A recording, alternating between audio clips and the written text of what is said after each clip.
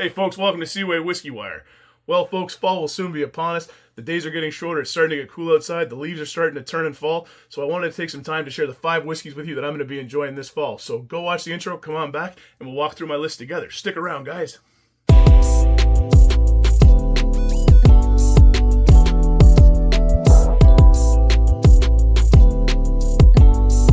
Well, hey folks, thanks for coming back after the intro. I'm Tyler, and like I said, the seasons are starting to change here in the Seaway. The days are getting a little shorter. It's getting a little chillier at nighttime here, but beautiful for sitting out on the back deck. So I wanted to take some time to share with you guys my 5 whiskeys that I'm going to be enjoying this fall. They're in no particular order, just ones that I'm really enjoying. I think that you will too. So without further ado, let's kick this list in full gear and start off with number 1.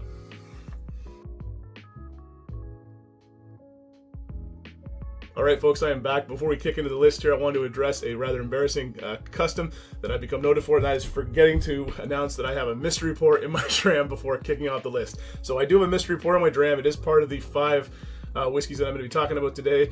I'm going to give you a hint. It is Canadian, and it is a coastal release. I'm going to leave it at that and let you guys think about that for a little bit. But let's get into talking about the first whiskey on the list here for the 5 whiskeys that I've been enjoying this fall. So, I'm all about big flavors and heavy flavors and rich flavors, especially in these nights where you're back on the back deck. And really that's to me what fall is. Sit on the back deck with folks, having a little campfire, sharing stories, and sharing some good whiskey. And one of them that I've been really pushing to folks this year to try is another single malt from a renowned Canadian distillery. Very rich, very flavorful, and, tongue-in-cheek, pretty good to be enjoyed around a fire. And if you haven't guessed what this one is, it's going to be the Bridgeland Distillery's Barn Burner Single Malt Canadian Whiskey. This is a result of a close call at the Red Shed malting facility there, where it almost became an actual barn burner when they were roasting the barley. It's heavily roasted barley that they used in this, and at Red Shed they almost lost a building because of it. The expression's made up, again, like I said, heavily roasted barley, and this release here comes in with an amazing integrity release of 53.4% ABV, non-chill filtered, no color added, just the way we like it. And rich, warming, flavorful dram, notes of dark chocolate, espresso, rich berries. I get cherries in there. I get little hints of tobacco in there as well. And it's perfect for those evenings on the back deck. It's one of these drams too that I will invite you, if you are enjoying it or if you're going to go out and pick it up, make sure you sip it neat and also add a little bit of water to pick up some of those extra flavors. So my first whiskey that I've been enjoying this fall, or going to be enjoying in the fall, is the Barn Burner from Bridgeland Distillery.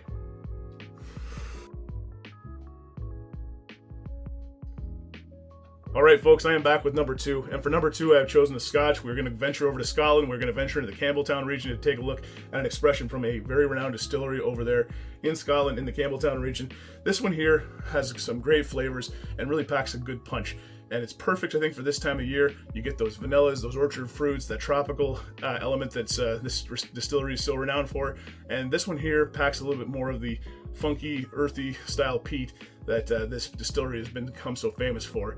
And I, of course, am talking about the Longrow peated Campbelltown single malt Scotch whiskey, coming out of the Springbank Distillery in Campbelltown. No age statement on this expression from Springbank or the Longrow masthead here. But like most Springbanks, comes in non-chill filtered, no color added, 46% on there. And I think this one here is matured exclusively or very close to 100% in ex-bourbon. And I think that's great because it really highlights the distillate and brings in that earthy, funky peat to complement the beautiful flavors, the rich vanillas and honeys and orchard fruits that this brand is so known for.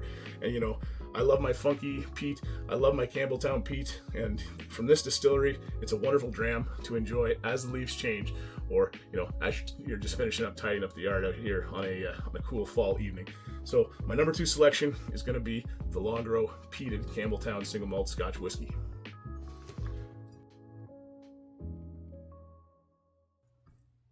Alright folks, I am back with selection number 3, and selection number 3 is not what is in my glass tonight. You're going to have to wait a little bit longer to find out what that is. But for number 3, I thought I would select what I would consider right now the quintessential after dinner or dessert dram.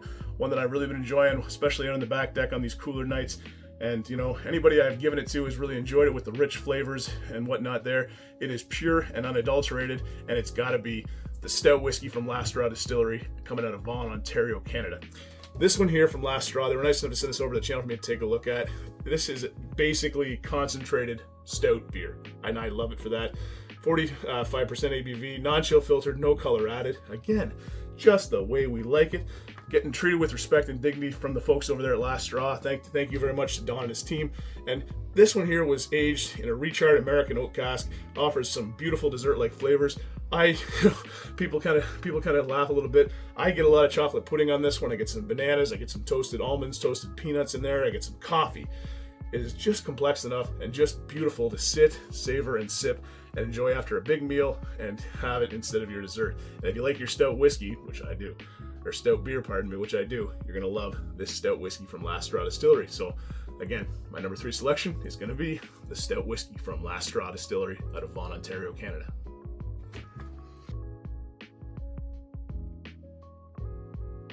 All right, folks, I am back with number 4, and for number 4, I've chosen another Scotch. We are going over to the Highland region of Scotland to one of my favorite distilleries, and one that I really think is a great whiskey for this time of the year. Very warming, lots going on, a little bit almost too warming for this time of the year, and you're going to want to definitely exercise the ability to put some water in the whiskey for this one, and it's going to be the Glenfarclas 105 cask strength from the Glenfarclas distillery out of the Highland region in Scotland. Beautiful, beautiful whiskey. One of my favorite distilleries produces this one, and I love it. 100% sherry cask matured, cask strength expression coming in at a whopping 60% ABV. Again, you're going to want to put that water to work in this one to get those flavors out of it. But for this time of year, beautiful. I just get so much sherry greatness out of Glenfarclas for everything it's known for. I get those red berries, the candy oranges, Christmas cakes, Christmas spices, apples, pears, and even that little bit of burnt caramel, that bit of Glenfarclas funk there caused by the direct fire stills that they're so renowned for. Beautiful liquid in the bottle, and one that I go to here. Non-age statement, but don't let it fool you. It is no dud. It's full of flavor, but it is definitely not for the faint of heart at that 60% ABV mark, even with the water being added. But gonna warm you up on those cooler nights, so my selection is gonna be the Glenfarclas 105.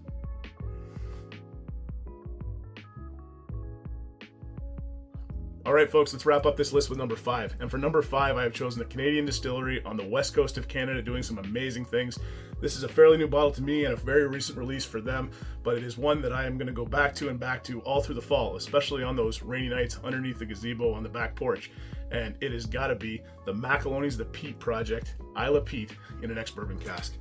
Beautiful for those cool nights, especially rainy nights for me. I love drinking peated whiskey on a rainy night, and this one here is fabulous. They've imported peat from Isla, and they smoke that in their distillery with their locally sourced British Columbia barley, and they age the stillet in an ex-bourbon cask, and it is absolutely fabulous. As all McAloney's in this range, or at least entry-level part of this range, are 46% ABV, non-chill filtered, no color added, just the way we like it, and it is just a masterful infusion of some peat into the British Columbian barley. They age it by the sea to create that kind of like briny notes and all that kind of stuff, and I really, really love it. It is Scotch that is being made in Canada, and goes without saying, it's one of my favorites. We're gonna check out the nose again here. Just beautiful nose of that earthy peat, campfire, ashy peat. Some briny notes in there too, salty sea breeze. Just a masterful release. Going for a sip. Cheers.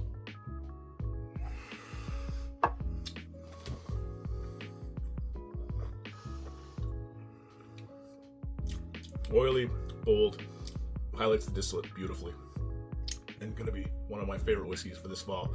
So yeah, again, goes without saying, I like this dram, and I think you will too. So my 5th selection for the whiskey you got to check out this fall, it's gonna be the McAloney's The Peat Project, Isla Peat, in an ex-bourbon cask.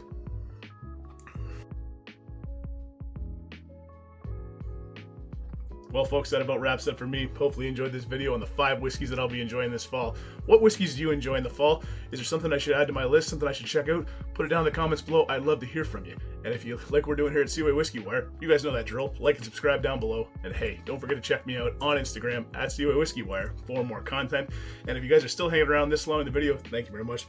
Really appreciate it. Love coming down to the basement. Love making these lists for you guys. Love going through my collection and kind of seeing what is tickling my fancy, especially in different seasons, because I do think some whiskeys are more seasonal to me. There's definitely ones in this that I only drink in the fall, and that's why I want to share them with you guys. And yeah, again, I'd love to hear from you about what whiskeys you're enjoying this fall as the seasons change. So all the best, guys. Take care. I'm gonna go enjoy my dram of McAloney's here and get some editing. So cheers to your health, all the best, and I'll see you around. Bye for now, guys.